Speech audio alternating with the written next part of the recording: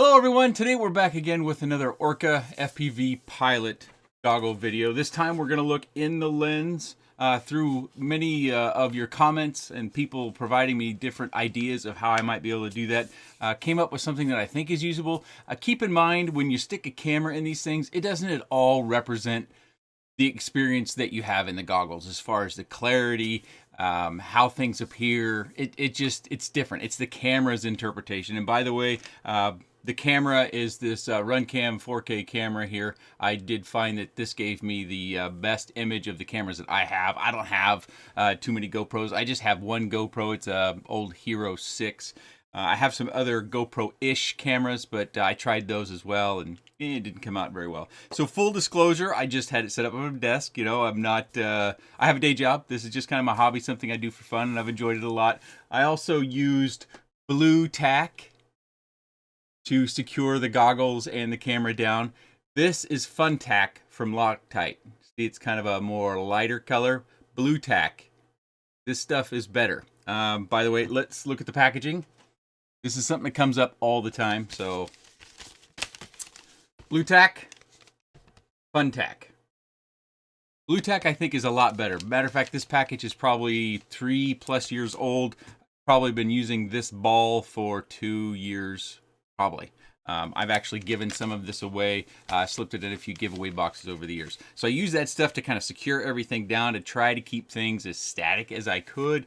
Obviously, when I switch back and forth to the original Orqa goggles, the FPV.One goggles, I do my very best to line stuff up, but we'll go over that, especially when we're looking at the field of view and the difference that could be there. Again, this is just the camera's representation and some very low grade sort of mounting so that I can show you what's inside the goggles, because I do think a lot of people, as much as they showed a lot of positivity in the comment section of the last video, I think many people still want to see inside the goggles, so I've tried to accomplish that. Side note, life note, so many of you know that I've recently gone through kind of a health change and decreasing my weight as my age gets further away from 50. And I just had a new experience.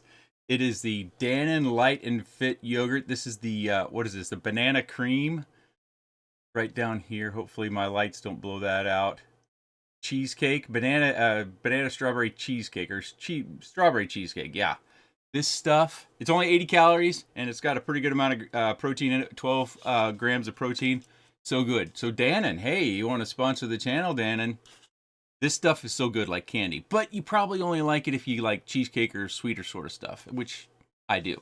One more thing, Ivan Jalusic, am I saying that right, Ivan? I believe Ivan is someone who works for Orqa, stopped by the channel, and he left a comment affirming what many of you told me, something that I had just not been aware of, is that the upcoming Orqa Digital system will be 100% compatible with the original FPV.One. Moreover, in addition to official updates, we will continue feature updates for original FPV.One. So that's good. I thought feature updates were done with FPV.One, so that's a positive note.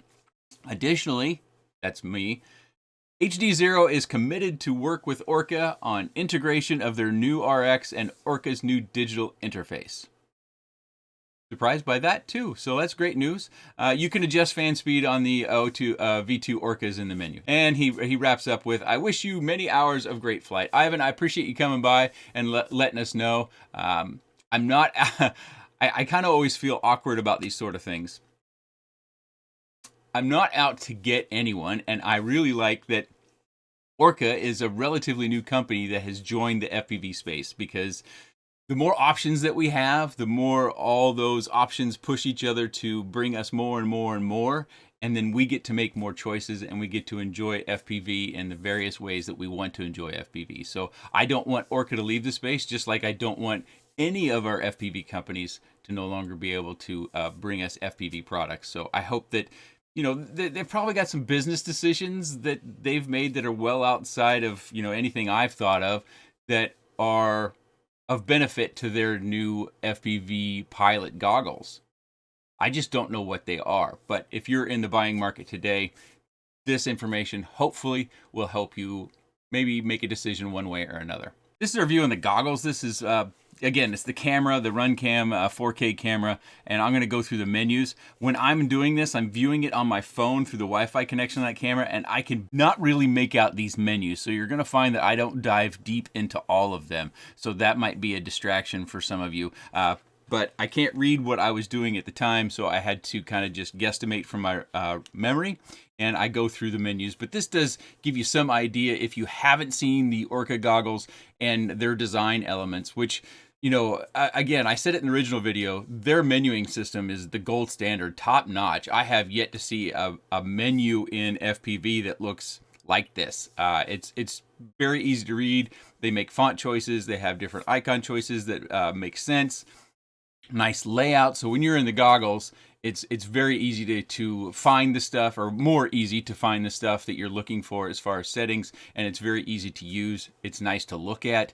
So this is something that I would like to see all goggles do. And this is that image I talked about, this walking bridge. This is what they use to help you focus the goggles on the deep focus, I think it is, versus the quick focus.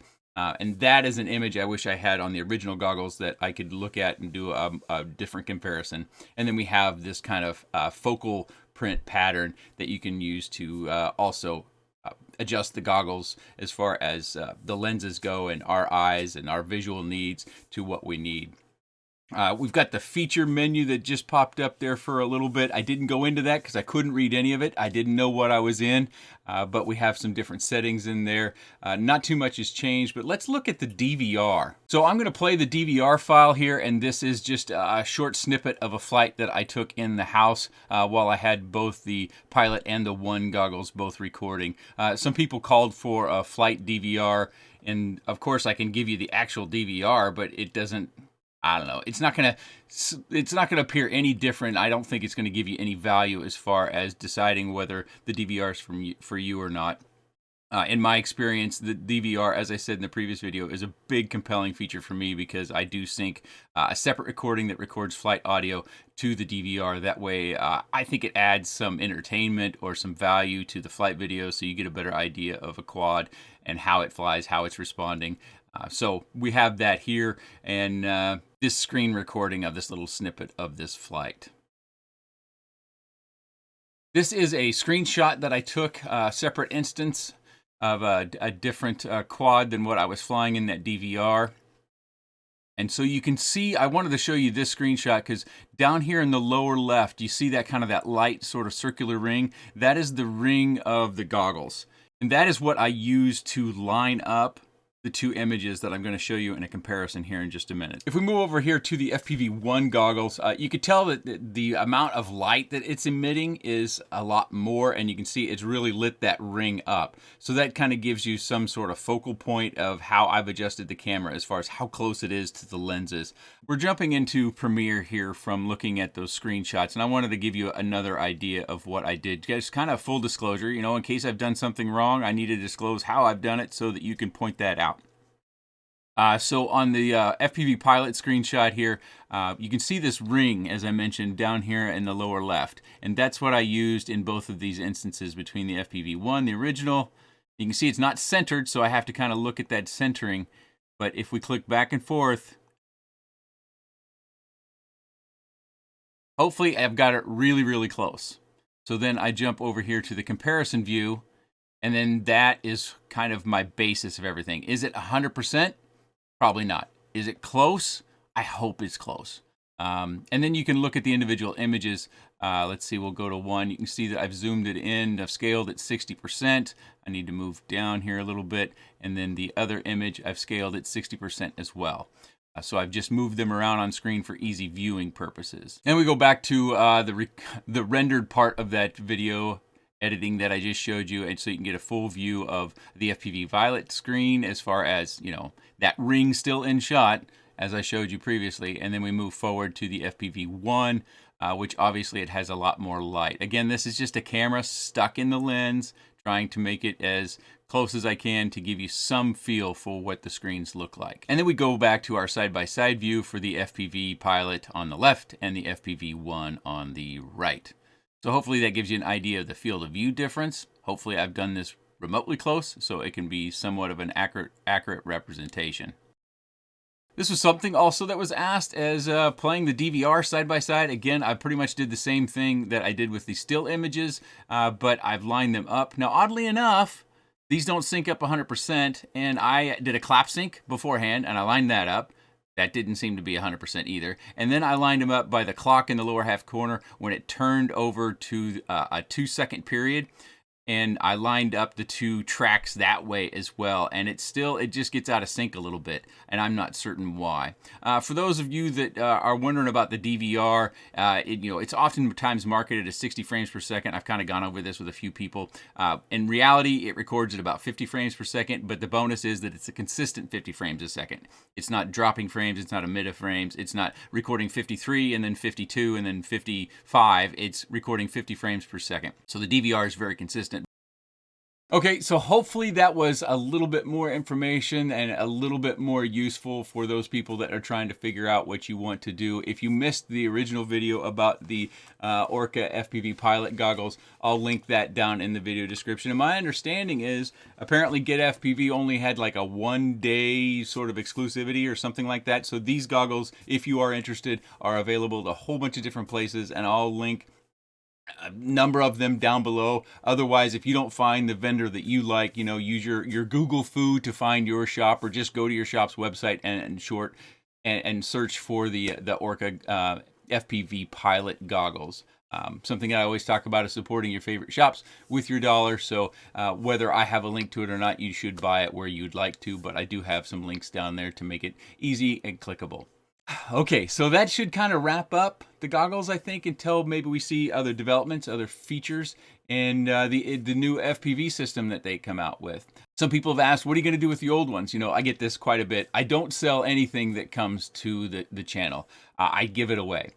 This, again, is my hobby, and I like to kind of spread out stuff I don't use, and most of the stuff gets used in some capacity, whether it be for testing or something like that. But so I do giveaways on the channel fairly regularly. I'll probably have to do 1 or 2 more here pretty soon, because I've kind of gotten behind on that stuff, and stuff is starting to pile up. If you can't tell, this space is very, very small, just a little corner in our unfinished basement.